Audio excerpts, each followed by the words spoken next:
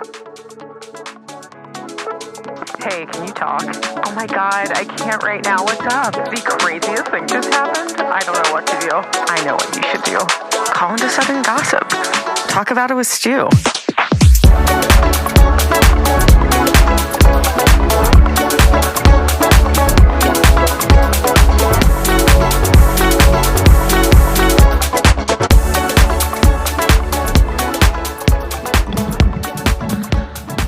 Well, hello.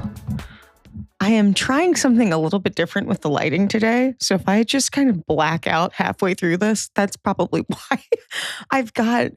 So in this studio, I've got one kind of bigger studio light with a diffuser on it. And then I've got this really bright kind of whitish light. But I was like, I think it's lighting the room a little bit better. So y'all have to let me know what you think. Maybe I'll get a diffuser for it because my eyes are like, hello, every time I look at it. But it is waking me up, which is good because it's Sunday when I'm recording this. I was feeling very kind of zen and sleepy. And Andrew, I think, is like asleep on the couch right now. And I was like, oh, that looks kind of nice. But I have a podcast to record. And also I was like, okay, actually I have like a burst of energy. And I'm very excited about who I'm calling today too. And the topic, of course, for session 1. So before I get into all that, welcome back to this 9th episode of Southern Gossip. We're almost in the double digits, y'all. I am your host, Stu. And if you are brand new here, the goal of my show is really to reclaim the meaning of gossip, which was originally supposed to be a term to describe what it means to truly kind of confide in and gab with someone, but not in a like spiteful, malicious way. It's to like make sense of the things that we're going through and almost be like family to our friends. And that's actually what the origin of the word comes from. It comes from this term godsib, which just means like somebody that was essentially given to you as a sibling, like a sibling by the gods, whether that was something pagan or more of a spiritual level, what have you. For me, it's a very much so a spiritual thing. And I'm super excited because today my guest is actually sort of adjacent to the original term of this entire podcast, gossip. She is my godmother. Her name is Wendy, and I cannot believe it's been so long since I've talked to my own godmother. But the reason why I want to call her is because she used to be a big time radio personality in Atlanta where I grew up. And I was thinking about the topic that I wanted to cover for today's episode. And I was like, oh God, she would be such a perfect person to talk to, because for session 1, what I really wanted to talk about was sort of the past and nostalgia, which the reason why this was on my mind is because I get into like a lot of conversations with creative people, and it's always about like new, future, like have to create something that nobody's ever done before. Like that Lady Gaga quote comes to mind where it's like, never been done, completely new. I'm forgetting the rest of the quote, but there's such a kind of ick around creating anything from the past. And while I get that, obviously, I mean, being a creative person means you're sort of creating something out of nothing. I sort of reject the notion that you can't like go back to the past for major inspiration. And I say that kind of defensively because I feel like there's a lot of people that like, I was thinking about this actually because when we did that Nancy Grace episode of Creep Time, I sort of outed myself and said, Nancy, I'm so sorry. Like, I'm so about a backstory. I love a backstory. That sometimes like that is more interesting to me when I'm covering cases than the actual like evidence and investigation itself. And I kind of like hated that I made or I sort of apologized for that part of myself. I find myself as like someone that really values context and values the past because there's so much we can learn from it. Like what went wrong, what went right, what did people really, really love that they forgot they love anymore.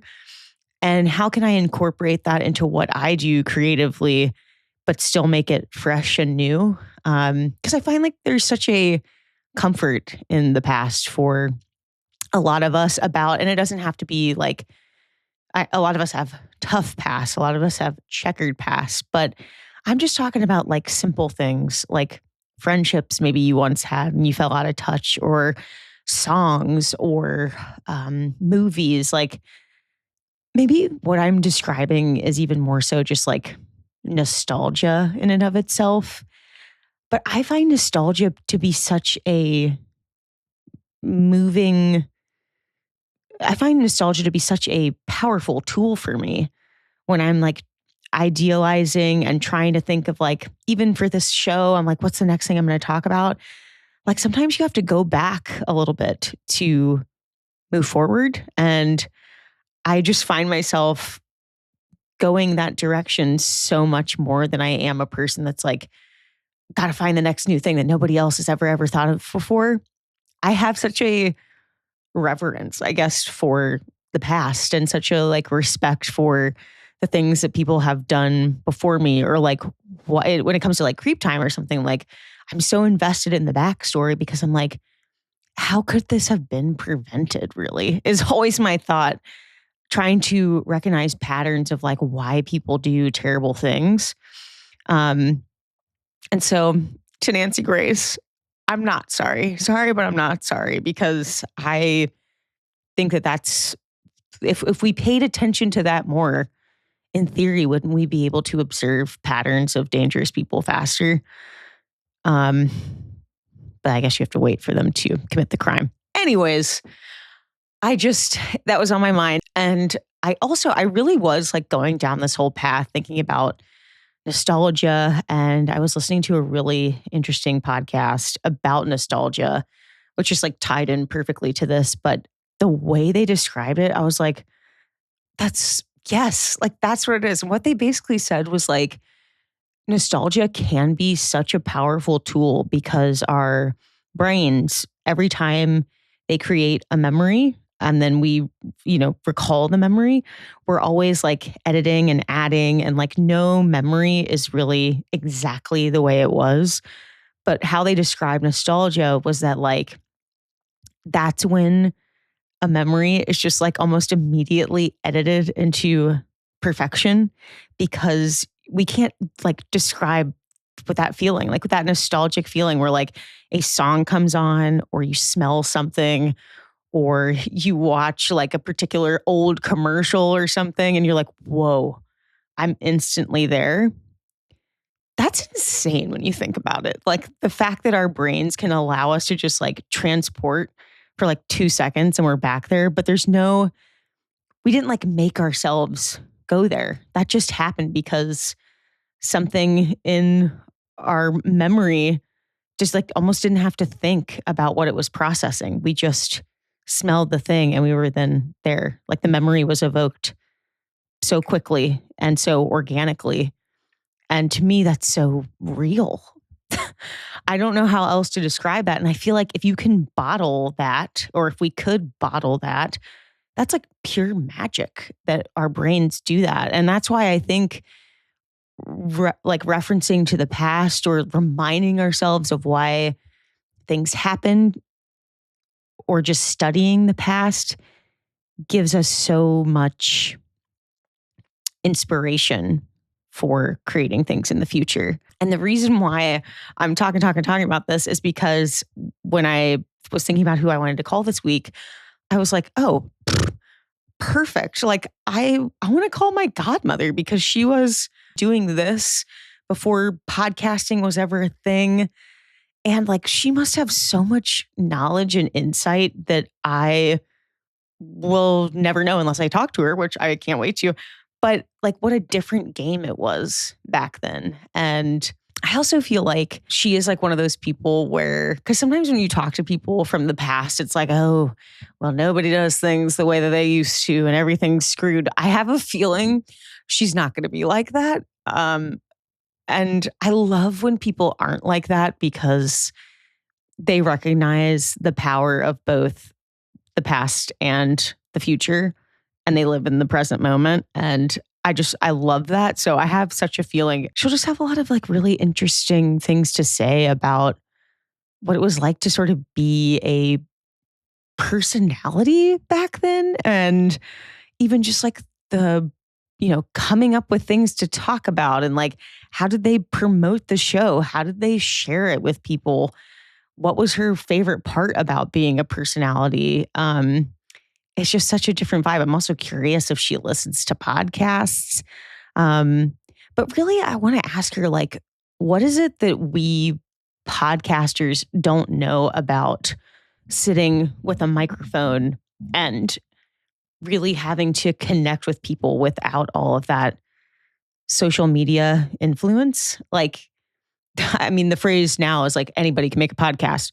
Anybody can make a podcast because even if you have the dumbest shit to say, you can still buy a microphone and you can still put out a podcast on any platform for mostly for free. And if you have enough money in the bank to really promote it and you can push out a bunch of content that sort of bolsters that, like anybody really can be a podcaster. And that's not how it was with radio. So I'm just so curious how she got there, how she kind of evoked that personality over the mic. And yeah, it's just going to be such an interesting conversation with her. So I cannot wait to get into that. And I think this session one was a little bit shorter today because all I can say is the past, the past, the past. I was thinking about that Anastasia song where she's like, on this journey to the past. That's been in my head all morning. But yeah, it's a little bit of a shorter session one, but that's probably good because I feel like the last couple of ones have been maybe a little longer. The episodes have been very long. So yeah, but I felt like I wanted to talk about how I don't want to feel like I'm apologizing for being a little bit of a reminiscer and a sentimentalist because I feel like that makes me. Like, and maybe that's not super cool in the content creation world, but I have such a reverence for the past. I think young people, even though I'm 63, young people ought to like study it more. I'm not talking about like history classes, but like should study. Like I think about in terms of obviously one of my biggest passions is like clothes and fashion. I go back and I look at vintage clothing and I look at like vintage patterns and vintage designers all the time. And I feel like that's what colors a lot of my decisions about what I want to dress like today. Like I get such inspiration from that. Like it's there and people have probably forgotten about a lot of it. So why not bring it back and make it my own? Like I'm not even sure I believe that anything is 100% futuristic and new, you know? So I don't know. I think that was just, it was like irking me. I think it is really cool to have a love for the past and nostalgia and bring it into a lot of what I do. Like I'm cracking up because I'm looking on my desk right now and I've basically saved every single, like for work, I'll keep a notebook, like a moleskin, and I'll just for years and years and years, all of my projects and to-dos are chronologically dated through those notebooks. And oftentimes I've been tempted to throw them out, but I'm like, this is so crazy. Like I can go back and reference my entire career history basically in these books. I mean, it's the same thing with our podcast catalogs. Like I've often thought about that. I'm like, oh my God, we've been doing Creep Time for 4 years. That's a whole section of my life, of Silas's life that someday or, if I have kids someday, I know Silas says he doesn't want kids, but like nieces, nephews, whomever can go back and look at and listen to. And how amazing is that? And I hope that people draw inspiration from that. Surely that's why all artists make the things that they do, so that people in the future can look at that and go, wow, I feel inspired to do something today. So anyways, you already know the drill. Sip of Fresca. Not a sip, a gulp. Okay, so with that little convo out of the way about the past, let me tell you about a past outfit. But let me kick these off first because you know the drill. It's like every time I get on the couch, I wear a cute pair of shoes, and then I'm like, okay, it's time for me to get cozy. So, and I'm feeling I'm a little house on the prairie today, but that's okay. It's graduation weekend in Georgetown, and everybody's wearing all white, and I'm like, God, I really need like a outfit. I hope that's a real term, a white outfit, a woutfit. I know there's a groutfit, which is a fully gray outfit, which is also very chic. But yeah, I was like, I need a vibe today. So that's not what we're going to talk about. We're going to talk about this little number from last time. This is a blue, super comfortable. I cannot recommend these dresses enough. They're from a brand called L Space, which I think is like a beach brand, like almost like a Billabong or something. And it is just, they come in, I think, white and black as well. And I know I own the white one. I don't have the black one because I have something really similar, but they're so cozy. Let me just say, this is the type of dress that the best part of any beach trip, you and your girls, you came back from the beach, you maybe didn't get in the water even or by the pool, and you're super tanned, you're coming back, you're going to shower. This is the dress that you throw on after you showered and y'all are like getting ready to just like go have a cocktail at like 5:36. Like this is that dress. So know that. And then I would pair it with, it's a little bag from Madewell that I got a couple of years ago. I don't know if they still sell it, but they tend to like have very similar styles season after season.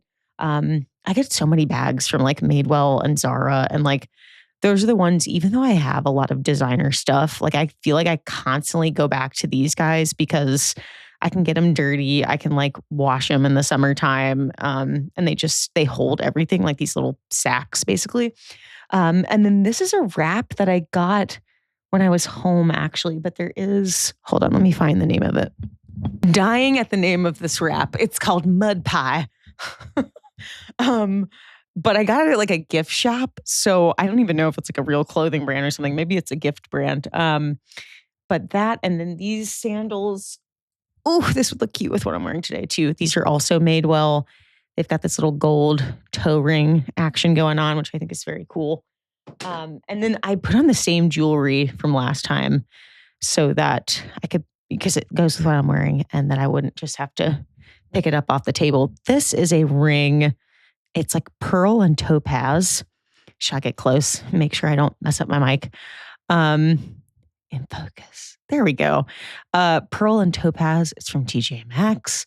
And then this ring that I had on, again, I think I've talked about this. This is from Tico Gallery in Albuquerque. Just like a little David Yurman number. She.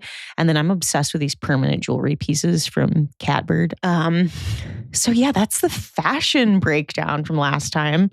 I've been laughing. I mean, this is literally yesterday's makeup. Yesterday's hair. There are just some days, like when I was doing theater, we used to call it dirt makeup when we would do 2 show days. And it's like, not doing my makeup a second time. Not doing it a second time. Whatever I have on previously, I am caking back over with more concealer, more bronzer, more lip gloss. And that's exactly what I'm doing today. So this spackle situation, which everybody always asks, this is Lumique lotion from L'Oreal. Don't waste your money on super expensive highlighter. This is everything, and you can get it in like multiple shades, and I tend to like mix them sometimes. This would be my like number one makeup product, seriously, is Lumique lotion. It's amazing. Okay, so with that, I think we can go into session 2, which of course, if you are new here, we got 3 gossip sessions. So session 1, I gossip about a little bit of something with you, which today I gossiped about the past and nostalgia. And then we go into session 2, which is the hotline, where you call in with your tea, with your gossip, or something you want my advice about. So you call in at 413-351-4677 GOSS. And truly, y'all, it can be anything. You can call in needing fashion advice. You can call in needing love, sex, and dating advice, or tea. Oh my God, I live for the tea. When y'all call in with just like a crazy dating story, I'm like obsessed. You can call in with, questions about self-care or self-love. anything in the world that you want advice or you want to just talk about, have a friend talk back to you about, I am here. So again, the number is 413-351-4677 GOSS. And I've been getting a lot of new voicemails. So I'm very excited to dive into this session today. Okay. Hey, girly. It's Jamie. I'm one of your premiums over at Creek Time. I'm from Berkshire in Massachusetts. I've been loving both of you and Silas's solo endeavors as well. Aww. I will try to make it quick, as you say. I also have a great new segment idea for you. My local radio station does this thing called Ghosted, where people have been ghosted in real life, and the host call the ghoster and find out the reason why. Oh my God. Sometimes it actually gives people a second chance, or we find out usually the ridiculous reason why they have ghosted them. I think you would be great at this as well, Stu, and I will most definitely call back with some advice next time because I've got about 35 years worth of drama for you. Okay, love you. Bye. Oh my God. Okay. Well, Jamie, you have to call back in with some 35 years with some tea. And you're from the Berkshires, which I live for Roni. I live for Dorinda and her house in the Berkshires. I don't know if you watch Real Housewives of New York, but I'm already in love and obsessed with you. That is so weird that you talked about local radio station. I'm going to call like my godmother, who that was her whole thing, was like working at a local radio station. So I'm feeling, I swear to God, I did not read the transcript of that. So I am like, okay, today's episode, we're on the right track. That is such a brilliant concept. I wonder how they, oh God. Yeah, that's actually really smart. I feel like, I mean, listen, here's what I'll say. If anybody that listens to Southern Gossip, any of the sippers, if y'all have somebody that ghosted you, call in and tell me, and I will certainly consider it. But I feel like there's some legalities there where it's like, am I allowed to have that person's phone number and then record them? I would need their consent, I believe. I think, although DC might be a one-side consent state. I'm not quite sure, but that sounds like a really brilliant concept. I love that. Thank you, Jamie, for calling in. Okay. Hi, Stu. This is Em from Tampa. Hey, Em. My question is, I'm currently about to graduate college, and I'm having a hard time finding a job. I've been applying to tons of jobs, and I keep getting interviews and things, but everybody's telling me that they need me to have more experience. But I don't have more experience. I tried getting an internship in college, but unfortunately I heard the same things. I had internships telling me that I needed to take other things before I could participate in their internships. And so I'm having just a hard time finding a job, and I'm feeling a little bit demoralized. Yeah, so I just don't know what your advice would be. Love you. Bye. Oh, Em. Graduating from college. Oh my God. Take me back to the good old days. Okay. Let me go down memory lane and see if my past can help inform some good advice here. So, two things immediately come to mind. One is if you feel like you keep hitting these dead ends, try to see if there's somebody in your friend group or like your network, as they say, of people that maybe their mom, dad, long lost Uncle Joey, somebody has a business, like a local business that maybe they could put in a word for you and get you in the door, get a foot in the door, at least for an interview. And you have to, and I was so bad about this at your age, you cannot be shy. Like you have to, and I remember so clearly there would be opportunities where my dad would be like, just give so-and-so a call. Like they'd totally hook you up. And I would be like, I don't want to. And I would make up every excuse under the sun as to why that was cringy or as to why that was going to come off as weird. Those people were grown ass adults. They were just excited that somebody was, that I had a connection to them in some capacity and that they were, relevant. So I'm like, I should have called so many more people that I just refused to when my parents told me I should. So if you have a connection to somebody, take them up on that connection and call them and just say, also, second part of my advice here is say, if they ask and they're like, do you have experience in X, Y, and Z?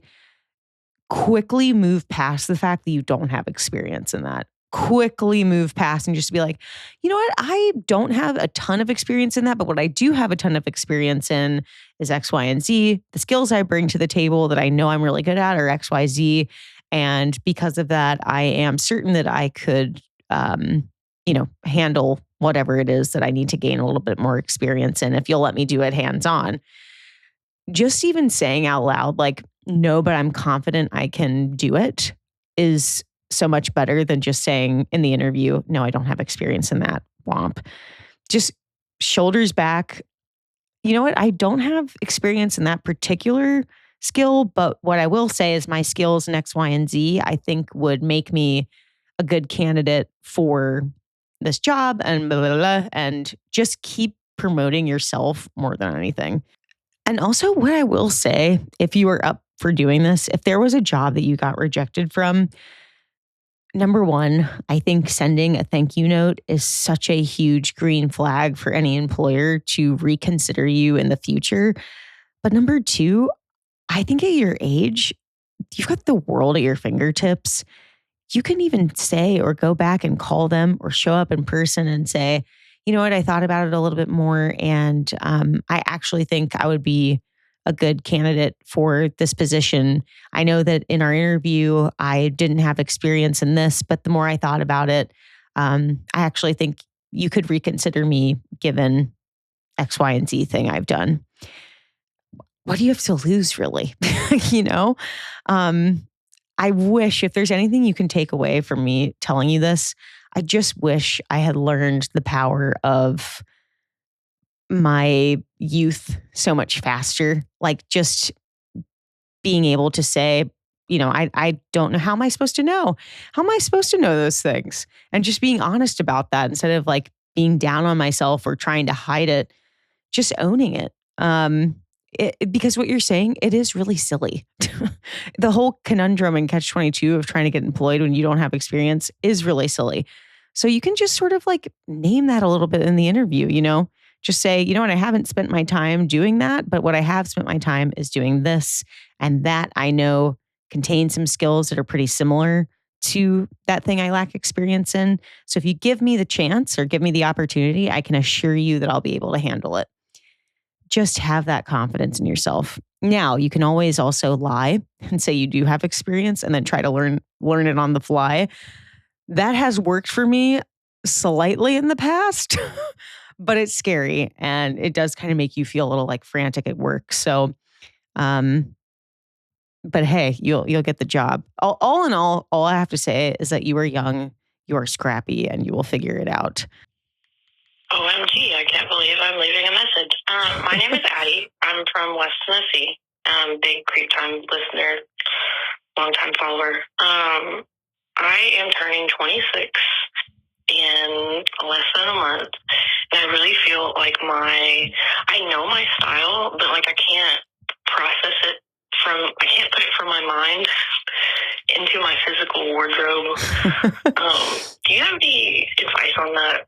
Because I just want to feel comfortable, I'm also a mom of a 5-year-old, so it's hard to take care of yourself when you're focused on a little one. But any advice you have for finding your style, putting it into physical form, that would be great. Love you, Stu. Bye. Oh, love you too, Addie. Yeah, you know what I think you can do is find an accessory you really like, whether that's a belt or a type of bag or a type of shoe or a type of sunglass, something that you can like really just easily throw on that you feel like immediately kind of elevates your outfit. Because I'm sure as a mom, you were running around like a chicken with your head cut off, just being like, I just have to get through the day. I just have to I cannot worry about being the most stylish, fabulous version of myself today. I got to get my kid out the door. So that's why I kind of say finding a really good accessory is something that's like quick and easy and it's repeatable, right? Because sometimes like putting together a whole outfit is kind of a lot. Like that takes a lot of visualizing, like you said, in your head, and then finding the pieces. And if you just have that kind of like hallmark accessory, that's sort of like, if you start, buying multiple versions of it, becomes kind of a part of you, really, that people will start to associate with you and your style. That will help you feel like you are a little bit more elevated. Like sometimes for me, it's the same kind of like pointy, like cat eye ish sunglass that like I could be in sweatpants and whatever, or even these, like these kind of aviator, these are actually a very like stylish thing to wear, I think, or these kind of translucent aviator glasses. Even if, like real glasses, I don't know if you wear glasses, but like an aviator shape is just very stylish. So yeah, just finding something like that is quick and easy, that makes you feel instantly elevated. Thank you so much, Addie, for calling in. So I have a friend, a roommate. My name is, but I was a roommate anonymous. And I'm calling from San Antonio, Texas, so kind of the South. But I have a friend, and she's always on FaceTime with her new boyfriend. They haven't even been dating for a month. Every single time we go anywhere, and I don't know what to do because she's super, super sensitive. And like the other day, for an example, she was on FaceTime with him all day, 24 hours. And even when we went to Walmart, I didn't even get a minute of her attention. She was on FaceTime with her boyfriend. And I don't know what to say because it irks me so bad. I don't know if it's jealousy or what, but I just really want advice as to like what I should do, because I feel like I'm always like very honest and blunt, and I don't want her to get her feelings hurt. So let me know. And like, it's just like she's very upset, and I still like it. But yeah, thank you. Oh my gosh. I'm not going to say your name because you wanted to remain anonymous, but I love how you were like, my name is blank, blank, full name, but I would like to remain anonymous. Girl, I'm going to get that censor button out and we will bleep it. Okay. Well, can I just say, you do sound very self-aware. The fact that you're like, it might be jealousy. I know I'm very blunt. Those are good signs. The fact that you're like, I know I might be being a little intense about this. However, I am not a super blunt person. And I can tell you, if my friend was 24 hours FaceTiming with her boyfriend, for me, it wouldn't be a jealousy factor. It would be a get off the phone, why are we hanging out factor. So if there's a way to present that to her and just say like, hey, I know you were like so in love and I think it's the cutest thing ever. I'm so happy for you, seriously. But do you think maybe like when we're hanging, we can like truly be present with each other? And you can say like, if the shoe is on the other foot, I think if I was like FaceTiming my guy or my girl or whoever, like if you have a crush, the entire time we were hanging out, that would probably make you wonder like why I was even hanging out with you in the first place, I feel like that's a pretty easy sell. And if she gets upset or defensive, like be honest with yourself. If it is a jealousy thing, be honest with yourself and come with that in mind. Because if she asks you like, why does it really truly bother you so much? You need to be able to name those things. And if one of them is that you wish you had somebody in your life or whatever, say that. Say that because it's the truth. And the truth truly does like set you free, especially with friendships and relationships with people. Being vulnerable like that is like the key to success in any relationship. And it's like kind of an awful feeling to have to say like, yeah, it sucks, but I'm a little jealous. That's so human. And like any good friend would be like, oh my God, like I should have thought about that. I should have recognized that. Why am I FaceTiming him for all day when I'm supposed to be hanging out with you? And if she does start to get like sensitive about it, I would just say like the last thing I want to do is like create drama with this or make you upset, because I'm so glad that like you're in love and so happy. So if it starts just going down that path, maybe just be like, you know what? let's talk about it like another time because that's the last thing I want to do is make you upset because I know I can be a little bit blunt. So, and this could be one of those situations where it takes a couple of conversations for it to sort of hit because sometimes friends, when they're like very much so in the thick of the glow of a new love or romance, it's like, hello, come back to earth. Where are you? And that might be this kind of a situation. So, though your delivery was cracking me up though. So I'm going to bleep it. Thank you so much for calling in. And if you do end up having that conversation, please call back and let me know how it went because I'm very curious. Okay, let's see. Hey, Stu. My name is Olivia, and I'm calling from Westchester, New York. Sorry I'm calling a third time. Don't be sorry. The other two messages, but essentially I really would like to know if I should reach out to a friend to apologize for the way I ended things with her in our friendship. Essentially, she stood me up a few times when we were supposed to meet up. She wouldn't respond to my text messages. I even classically saved her a seat next to me, and people were asking if they could take it, and I said, no, my friend is coming. And she never showed up, which made me feel pretty bad. And then she had a baby and wanted me to be a big part of her life, her words.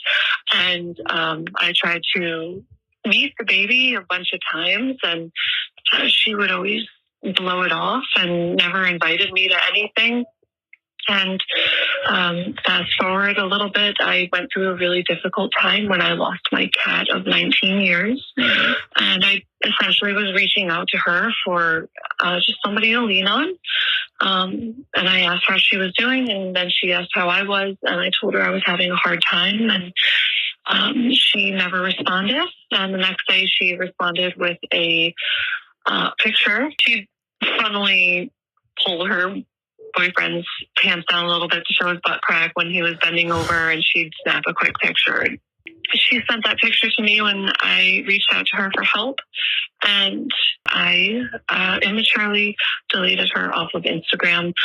I didn't know how to reach out to her or speak to her because honestly, she had blown me off so many times.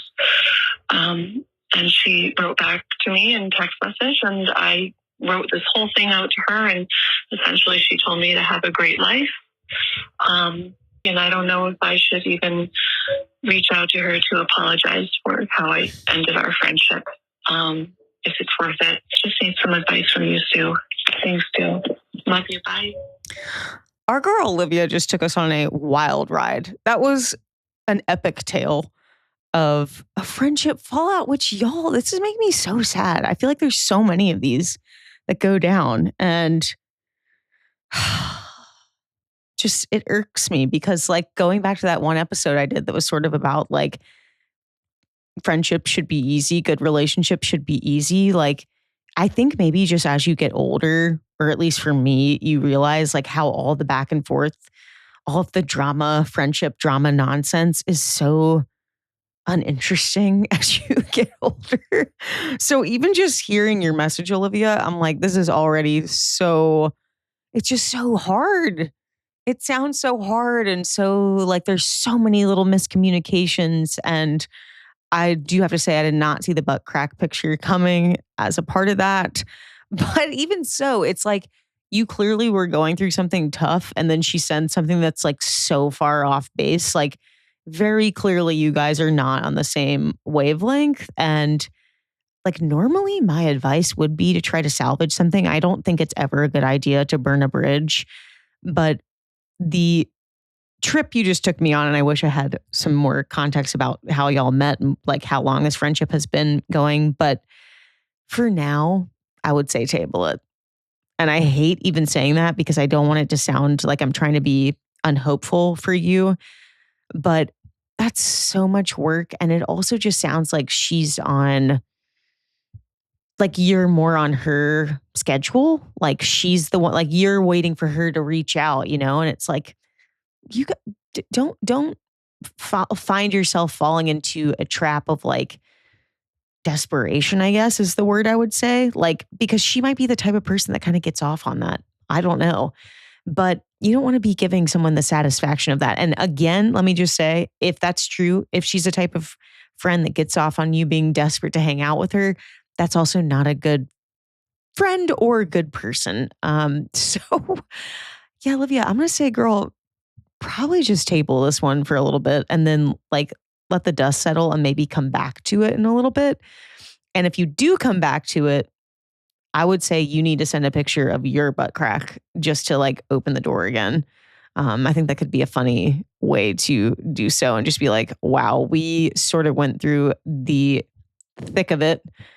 Can we just completely start from scratch? Here is a picture of my butt crack to symbolize that. This might be the worst advice I've ever given, but it all just sounds like so Southern word, cockamamie. It sounds cockamamie and cattywampus and all sorts of topsy-turvy. And girl, and nobody got time for that. So I would just say, take care of yourself.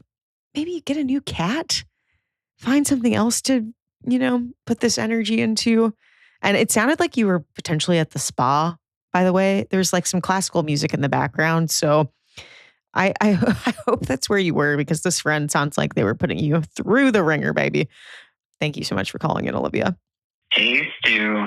This is Eli, extraordinary. I usually haunt the Spotify comments. I haven't made the leap to Reddit yet, but I am a longtime creeper and premium. Oh my gosh, yes. Hi, Eli. My husband is a creeper also, and is, I'm sure, going to become a sipper. So he's probably going to hear this eventually. Hi, Zach. But we need advice about his diet, or rather, I need advice about his diet. He's 36, diabetic, and will not voluntarily eat vegetables, most fruits, or anything that tastes, quote, green. He'll try things. Sometimes he likes them, but he basically just does it to humor me and doesn't reach for them on his own, even when he does like them. What advice do you have for me and how I can encourage him to seek a more, let's say, nutritionally balanced diet? And what advice do you have for him, someone who simply doesn't want to eat things he doesn't already love? All right. Okay, thanks. Bye. Oh my gosh. Eli and Zach, because you're probably going to hear this. Let me just say, first of all, that Zach, you are missing out on some of life's greatest joys.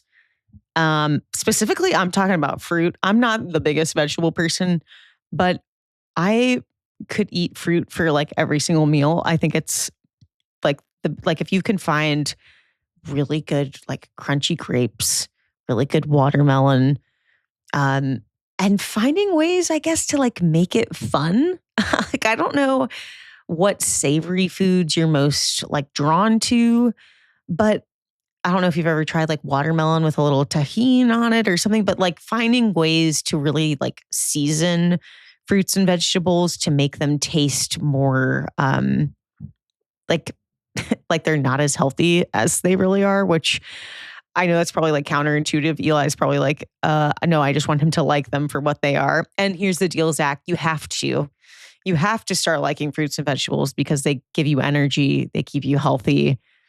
They hydrate you, especially with fruit. We know historically, I don't really drink water. I swear to God, I get more hydration from fruit than anything in this world.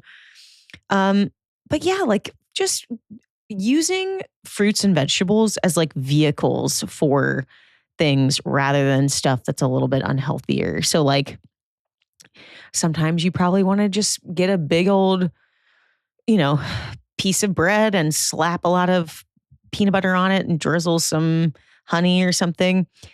Do that on an apple. Start using fruits and vegetables as like the base of stuff that maybe you go to that's more like carb centric or fat centric. Just trying to incorporate that in with some of the flavors that are a little bit more like indulgent. And I bet you anything, like you'll start to find the more you season stuff, the more you like it. There's a lot of ways to make things taste richer and like creamier and fattier. Like I use a ton of cottage cheese in recipes because like that's super high protein, makes things feel creamy and indulgent, but you don't have all the like excess fat. Seasoning stuff with like, and this might sound kind of insane, but like onion powder, garlic powder, if it is a little bit healthier, just so it tastes like it's got that like more savory flavor to it. Oh, I'll tell you, a treat that I love for myself is I will take, if you've ever heard of PB2, which is like a peanut butter like powder essentially, and you can mix it and it'll be like half the calories, half the fat really of like big indulgent, peanut butter or whatever, which I still have that too. But if I'm feeling like I want to have a snack, but I've already eaten, but like I want something more like peanut buttery, chocolatey or something, I'll take that and then I'll mix in chocolate chips with it. And then I'll layer that over apple slices, or I'll just drizzle it over apple slices. And that is like so yummy and delicious to me. But really, it sounds like here it's the vegetables. Go to like, I don't know where y'all are, but going to like a local farmer's market and finding vegetables that are a little bit like off the beaten path, like stuff that's not just like broccoli and asparagus and like some of the stuff that's like, well, finding stuff like broccolini. I remember when I found broccolini, I was like, oh my God, this is so good. And just seasoning that to death makes it taste like you're eating something so much more rich than it really is. Finding like healthy marinades or sauces to dip your vegetables in makes them feel a little bit less veggie, less green. I mean, condiments also are just like everything that'll make any vegetable taste good. But condiments within reason. I'm talking not dousing your broccoli in a Thousand Island dressing, but like, making a little like side of honey mustard or something and dipping it in there. I mean, not going crazy, but that will add a flavor element to it that maybe you're missing. So yeah, I hope that's helpful, Eli and Zach. And if I think of anything else, I promise I will bring it back up because I'm such a fruit.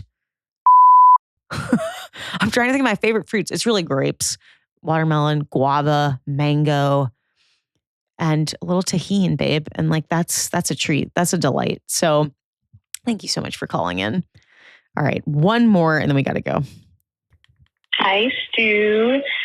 So I need advice. I currently live with my boyfriend and we have a dog together. We've been together. Well, we lived together for like almost a year. It'll be a year in June. But I feel like things aren't going very well. And I was considering breaking it off, but I just wanted to know if you had any advice because I've been very hesitant about not being able to keep the dog. That's really my main issue. So if you have any advice about living together and breaking up and what to do, that'd be great. Thanks. Oh gosh. I don't think you said your name. Oh God. I wish, I'm glad I don't have advice to give you on this, like from my own personal experience, but I have so many friends that have gone through this and I know that's got to be so, so hard. I think the reality of it is whoever had the dog first, it has to probably go with them in the breakup. And it sounds like maybe it was his dog and you've sort of been a dog mama. And I know that's so, so, so, so tough. Oh God. But yeah, I think my advice would be to just like really sit down with yourself and say, it's been so amazing being able to like be with this dog and get to experience the love of this dog. But in order for you to like really move on with your life, I think you have to leave the dog like totally behind. Or if it's your dog, then he has to leave the dog totally behind and let you move on with your life. Like I've heard of in the past people I know that like they break up and they were never like married or anything, but it's like they break up, but they still like visit each other's dogs and stuff and have like partial custody. And I'm just kind of a firm believer that like the dog will be happier without that sort of energy, if that makes sense, around it. I just think sometimes like animals get used as like they get weaponized sometimes during breakups. And I'm not saying that's what you're doing, but in order for two people to like really seriously move on, and sippers, if there are sippers that have been through this and can give some better advice, please do. But I think the girlfriends I've had that have gone through this exact same thing, they've either been the one to take the dog because they had it first and they're like, I'm sorry, but like you're not going to have contact with my dog and you'll just have to get over that.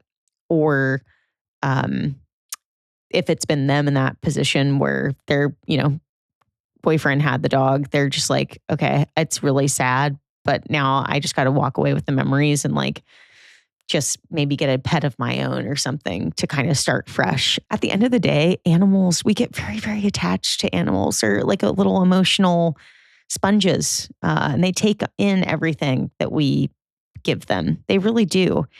And so that might also give you a little bit of peace of mind to know that you won't be carrying any of the like negative feelings you might have about this relationship into that animal's life anymore. And just giving the animal some like space to breathe, So I know that's probably not what you wanted to hear, but I think it's probably just for the best. And that way you can really move on and start fresh. So yeah, I feel like the sippers probably have had experience with that. So sippers, y'all comment and let the sipper know, who I think is nameless, unfortunately, but let her know what y'all think. Because I think that's good advice, but I'm not quite sure. But thank you so much for calling in. Okay, so with that, I'm so excited to call my person for session 3, my godmother. Her name is Wendy. Like I sort of mentioned at the top of the episode, she was a personality on radio for the station called Star 94 when I was a little girl in Atlanta. And I just remember how freaking cool it was that she was on the radio. Like we could tune in and listen to her. She was like a movie star to me, seriously, when I was little. And speaking of that, she would like get us tickets to the movies and like we'd be able to see stuff before it was like really released and go like they would have these like little promo things that I guess were sponsored by the radio station and stuff like that. And my mom always just described that they were, of course, thick as thieves in college when they met, but that Wendy was just such a incredible personality. I'm like proud to call her my godmother, even though we haven't talked. I don't know when the last time we talked was. So, I mean, it's got to be like over 10 years ago. Like, I hate to even say that, but I think it's true. I'm just excited to talk to her about like what can be gleaned from the past and radio personalities and what do I not know as a podcaster that I should know that could make me better at my job. So I'm going to give her a call right now.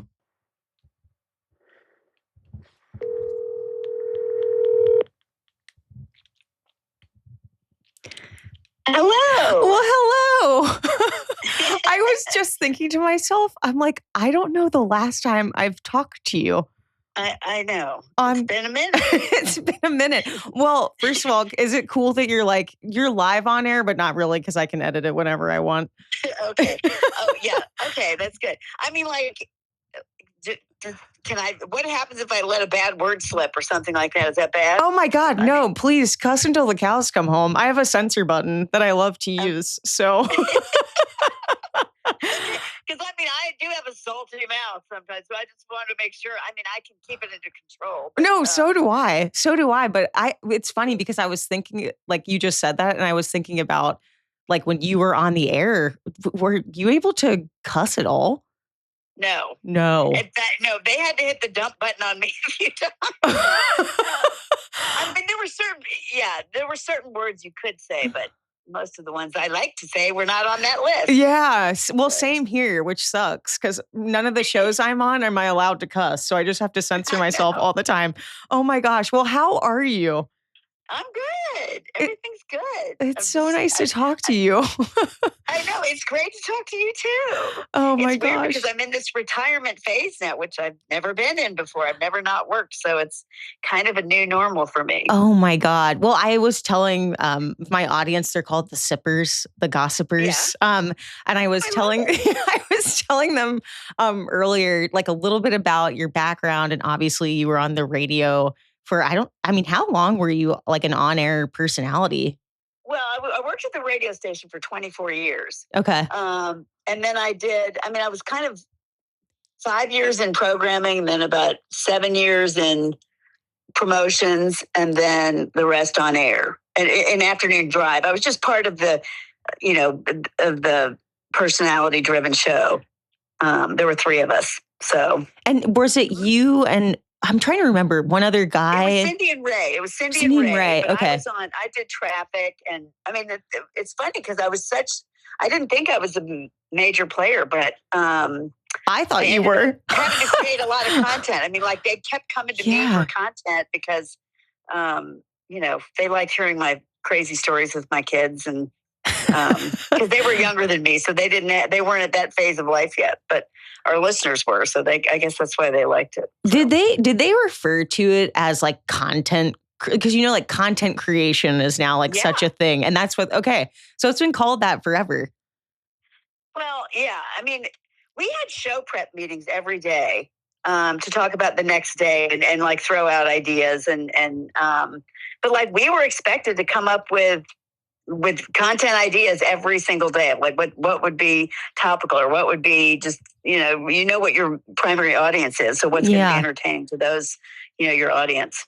And how did y'all because now as podcasters we have like access to see the like analytics of the type of demographic that is listening to us most and like broken down by region and all. Like, did you guys have all access to that? Can you get that information pretty quickly? Yeah, I can get it instantly. See, that's the one thing we couldn't. Like we would live and die by the ratings, but they would only come out like there was the spring, fall and spring were the 2 peak times, and then you get your Arbitron ratings, and then you realize how you did. But prior to that, you really don't. You can see kind of trends, but you don't really have your finger on the pulse of it, so you don't really know. So okay, like backing up, how did you get involved? Like, how did you get on air in the first place? Like, did you study journalism? I was a journalism major at Georgia. Okay. But I was an advertising major. So I started, I started in advertising and worked my first job was as a junior copywriter. And that lasted 10 months before I got fired because we had this main political account campaign going, and our guy lost. And so we had thrown so much, I guess, the 2 guys that owned it threw so much of themselves and the business, because it would have been great if we'd gotten it, but we didn't get it. So it's like they let go everybody and closed their doors after I'd only been there 10 months. They'd been around longer, but that was a real shocker to a 21-year-old all of a sudden starting. Yeah.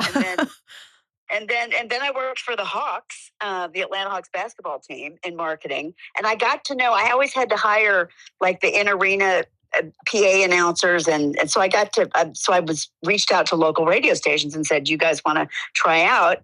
And then I got to know them. And then they're the ones that said, have you ever thought about radio? And I went, well, no, but I love radio. So they said, we think you'd be great. And so I after 2.5 years with the Hawks, I applied and got it and worked my way through. And then somebody asked me if I did a lot of commercials while I was working in promotions and stuff. But then the girl that was in the afternoon, she got pregnant, was going out on maternity leave. And so they said, oh, can you fill in for Kristen? And I said, sure. And then Kristen never came back. So I got the job. Kind of great. Oh my gosh. Well, why do you think they thought you would be so great? I mean, my mom always describes, obviously, like you have the best personality ever, which I remember this and I wish I could be like closer to you now, because I like literally it's so funny. I got this is so kismet and weird. Blake, my little brother, sent a picture to our sibling group chat yesterday. Randomly, he does not know I'm talking to you today, of you and my mom. And I think y'all were on like maybe a trip in Europe where there was the statue of a very largely breasted woman. I know what you're talking. Yes, we are propping her breasts up with our hands on either side. I know exactly that picture. Yeah, but it just was so funny because I was like, Mom's always just described Wendy as just being like such a warm, like engaging person, but like so fun and just like, I guess she just always knew you would be my godmother anyways because of that. Your mother, that was the funniest person I know. I am amazed that I graduated from school because I was laughing so much through college because of her. I thought, I just don't remember studying very much as a part of that, but somehow we all got Somehow through. You guys made it. We did. We did. But what about like your personality that they recognize in you to like say you'd be great on radio?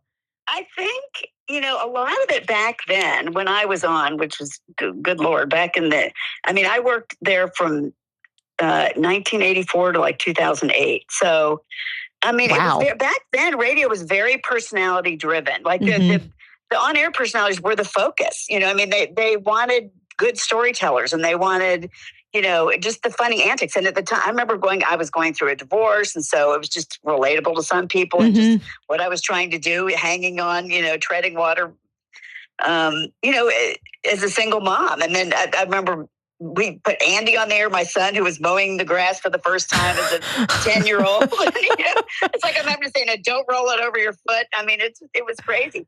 But I think that was part of it. They wanted people that were relatable, and that were willing to share their life because you are putting yourself out there for better or worse. And you do, back then, there were some creepers out there. Like I remember one time, Cindy and I both got this box addressed to each of us. It was unmarked, and we opened it up, and there was bondage equipment. There was a whip in there and handcuffs. Oh my God! It was crazy, and we were going and fishnets.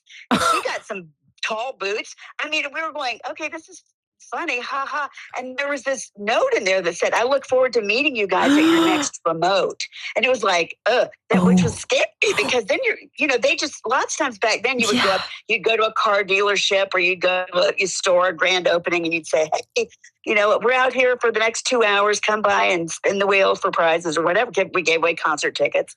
And when he said that, we were going, oh, geez, this is nerve-wracking. You don't know who it's going to be. That's so freaky. Wow. Yeah. Again, you got to think about that when you're on the air and you're sharing all this information. Yeah. And, I used my real name and I thought, anybody in the world could find me. And all of a sudden you look at things a different way. But yeah. Well, I was thinking about this too, like in terms of podcasting and how much social media is such a part of it now. Like, you can't have your podcast blow up unless you are putting yourself out there on Instagram, on TikTok, like really showing a lot of who you are, but I guess nowadays it's like a little bit more normalized to be that, like you see people like filming their entire breakup videos and posting them online, which is like kind of scary. But I was thinking about like when y'all were promoting your shows, what would you do since like social media really wasn't a thing? Oh,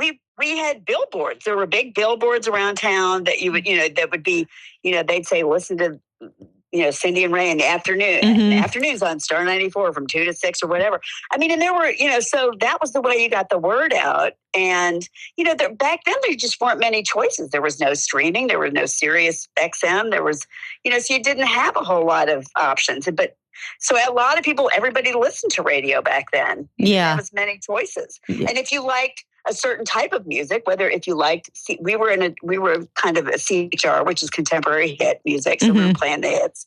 But so if you had maybe 1 or 2 stations that played that. So, that's what they listened to, or they would just dial around, go around the dial and see who they liked. There was maybe 1 country station, 1 talk station, 1 sports station, 1 Latin station. So there weren't as many options as you have now. Yeah. So that's how, but they would advertise, we'd do TV commercials every now and then. And then, billboards were kind of a big way to advertise for us back then. Did you ever find, because I feel like sometimes with podcasting, like you have to release the episode every single week. So you have to come up with new profound things to say. But sometimes I'm like, I don't know what in the world I have to say that is new and meaningful. And like, did you ever have days where did you record every single day, first of all? Yeah, we were live every day. So every day we had to come up with new stuff, which was hard. That's crazy to me. Like we would have a game segment every time. But there were like at least, if we were on for 4 hours, we had to have probably 8 segments that would be, because you want people to call in. So it would be like, tell a story, and hopefully listeners are going to call in and have something to contribute to. And so, it's like, oh gosh, if you come up with something and nobody calls in, it's just like you're bombing on the air, and it's terrible. And it was so funny because I knew this it gets hard to come up with content. Yeah. And I knew this couple that was having an affair. The husband was having an affair on his wife with the wife's best friend. Oh my God. And so I went on the air and told the story, but of course I changed the names of everybody and I acted like it was a friend of a friend or whatever.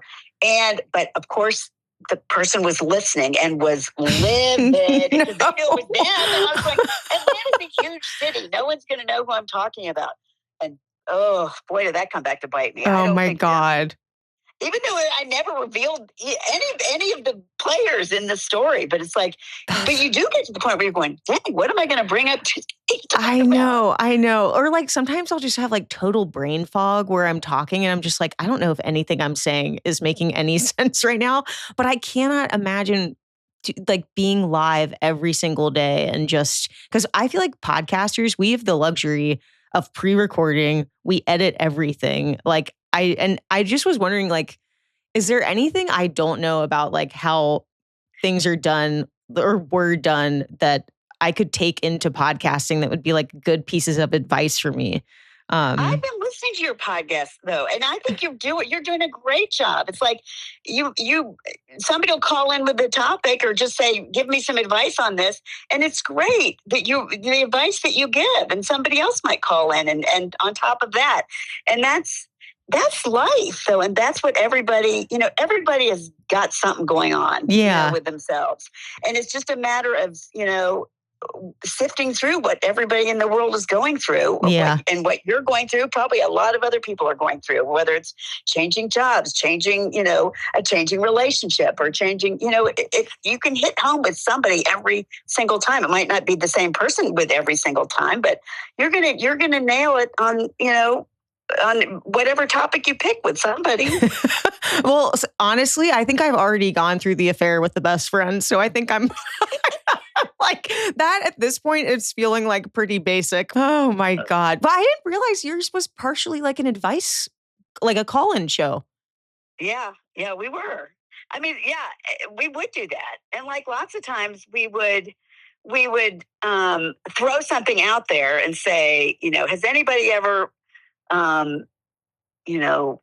caught been suspicious that their boyfriend or significant other is doing something bad. And then that would go down a rabbit hole. People would call in and then we'd kind of want to follow up on that story and say, okay, we'd give advice and we'd say, okay, call us back and let us know how. So, I mean, you can have continuing segments where they'll call you back and say, okay, I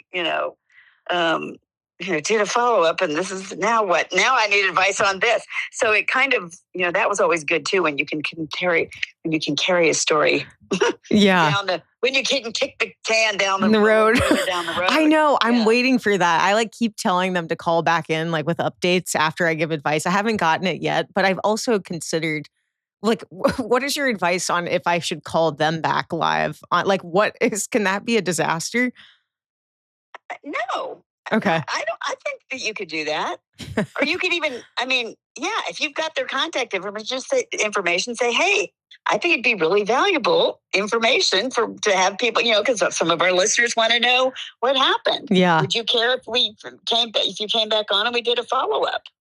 Did you ever have that? We did. Oh my God. We did a lot. And then you get regular listeners that just want to talk and they'll call all the time, but you don't necessarily want those people. Oh my gosh. It's so interesting to think about the dynamic of like 5 days a week live on air with two other hosts. Like, I feel like I have such the luxury of just pressing record, turning on my studio lights whenever I want. It's just, I wish I could like kind of be a fly on the wall and watch you in live time. I feel like I could learn a lot.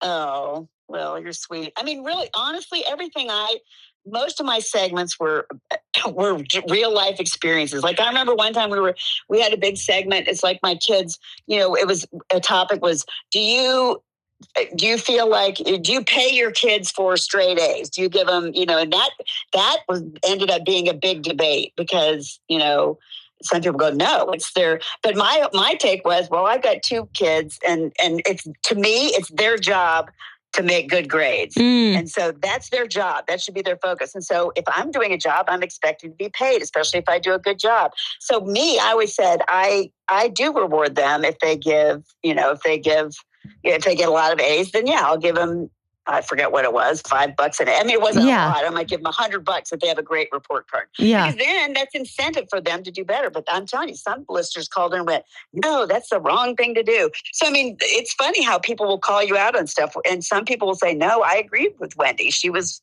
I do that with my kids too. So there's always life topics that other people are willing to, weigh in on and contribute to and say, oh, I have that same problem. And blah, blah, blah. Yeah. The last thing I was going to ask you about, so nowadays with social media, like we have lots of a positive feedback loop, like great comments and talk about this. And we get that in such like live time. But back in the day, like, did you have a way to get like hate comments or positive comments? And like, how do they come in and did they really affect the way y'all changed the show, or did you just kind of let it slide? We did get that. I mean, you listen, they tell you, I mean, they will tell you if they don't like something you said or, whether they would email the program director and then they were really good though about saying, it's okay if they don't like you for after today because they're listening and that's what was most important to them. They want, whether they're engaged and that's what you want. You want, because the one thing they really always weighed in radio is time spent listening, how long you can keep them around. Yeah. So they didn't really ever get it. Like if we said something that offended somebody or whatever, they would just say, okay, just we'll let it roll. And, they would be supportive of us. Because really when they love you, they don't write in nearly as much as when you tick them off and then they're mad and then they'll let somebody know. But and that did happen. But we usually never got reprimanded for it unless, I don't ever remember having a horrible offense, but... other than the affair. Yeah. Oh, that was just to me personally. That wasn't just through the program director, which I have to be so honest. I think I've already done that like twice where I've completely told a story and I'm definitely talking about somebody I know and just using a pseudonym. But you have to. It's the relatable stuff. It's the stuff everybody knows. It's real life. It's real life. Oh my gosh. Yeah. Well, thank you so much for talking to me. This was such a joy, just like getting to hear your voice. And I have two very distinct memories of like your time in radio. One, you got us tickets to go see some movie early and Garrett and I got there early and they had like a Star 94 like magician performing or something. Really? Yes, before the show. Or like I was sponsored by Star 94 and we thought it was like the sickest thing ever. And then I remember, I think you got my mom some t-shirt, maybe. It was like a Mary Wollstonecraft t-shirt or something. And my mom used to wear it around the house all the time. And I was like, who gave that to you? She was like, Wendy, it's from Star 94. And I just thought you were like, I thought you were a celebrity when I was little. Yeah, well, I wasn't. So. Well, you kind of were. I mean, Star 94 was like the hit radio station. Yeah, I know. It was, we were, I was there in the heyday when it was a great time to do radio. It's so different now, but I wouldn't have changed a thing about my career path. It was pretty awesome. It's so cool. Were you doing like production and stuff before you retired or what were you doing up until? Okay. Well, so you mean after the radio job? Yeah. This is kind of a cool story, but so when I was at Star 94, Ryan Seacrest was my intern. Oh my God. Yes. And so then when he made it big, he formed a foundation. What he wanted to do is put these multimedia studios in pediatric hospitals across the country called Seacrest Studios. And so he wanted the very first studio to be in Atlanta. And so I was like, oh my gosh, this is like a dream job. And I was at a point in my career where I loved radio, but I wanted to do something that filled my cup a little bit more than, what I mean? Yeah. Was more meaningful. And so I was like, oh my gosh, would be perfect for me. And so that's what I just did for the last 15 years after radio. So I was still radio adjacent. Like we were this little radio station in the hospital, broadcasting to all the patient rooms. And we would just create fun content every day. So the patients would come down, we'd put them on the air. We'd get a lot of celebrities through Ryan's hookups.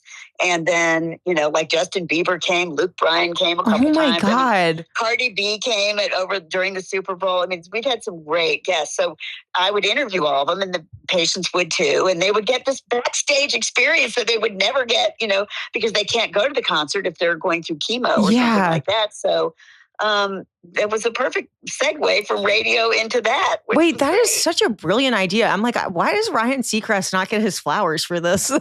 That's really, really, it really incredible. It's a great, I know. It's so funny because I remember I had to give all these tours at the beginning and people were going, what? A radio station in a hospital? I don't get it.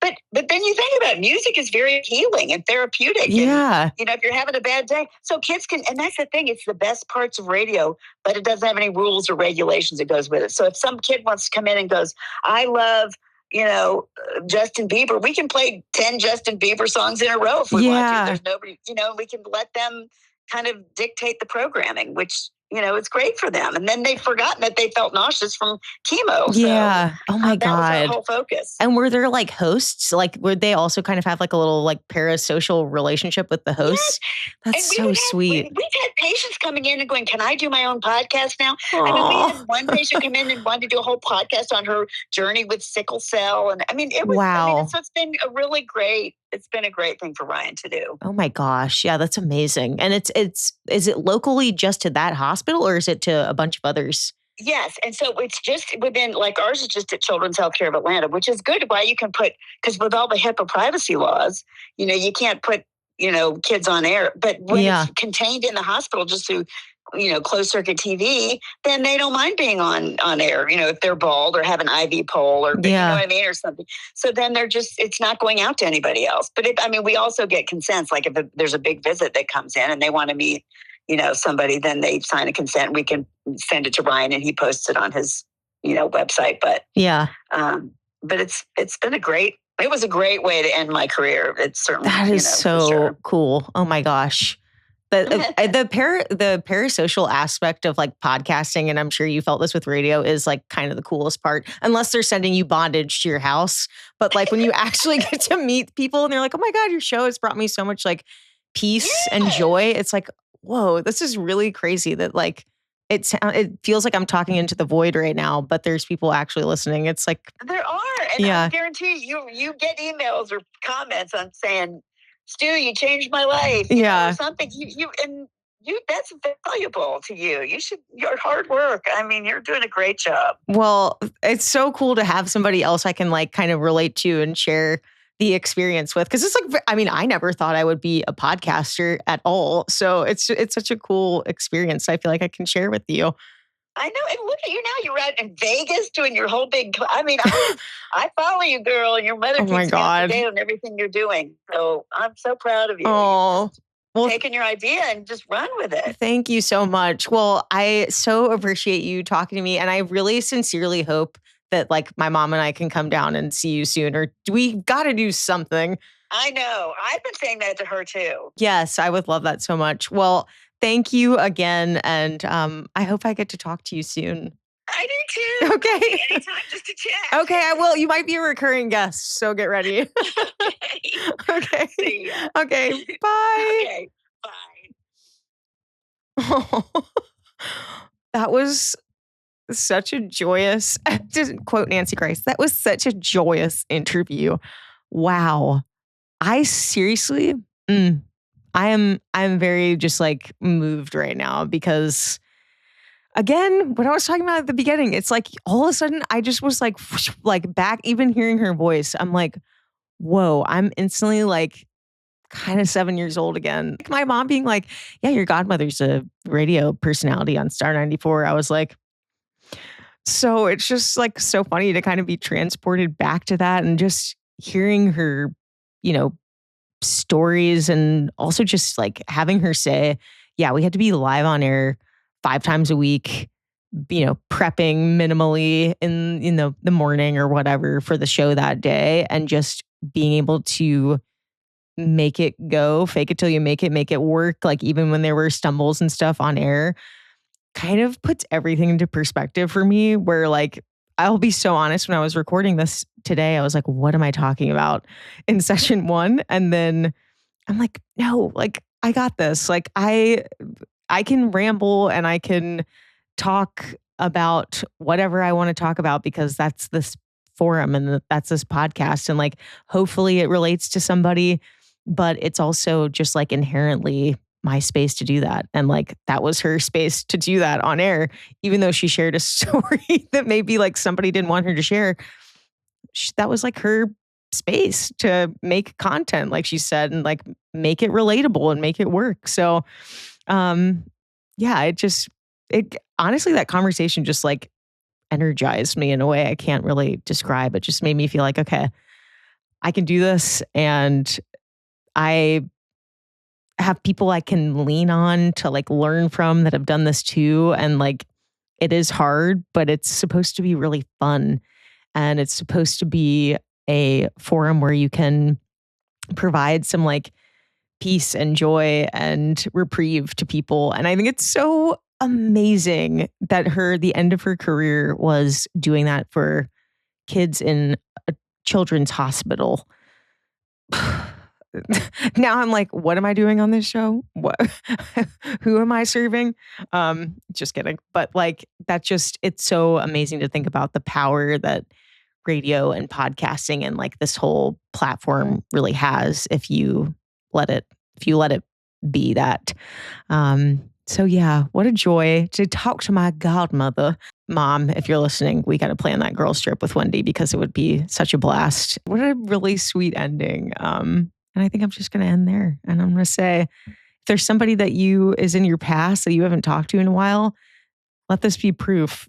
Give them a call, give them a ring, and see what advice they might have for you to take into the future with you. So with that, I think I'm just going to say, until next time, keep on sipping. Bye, y'all.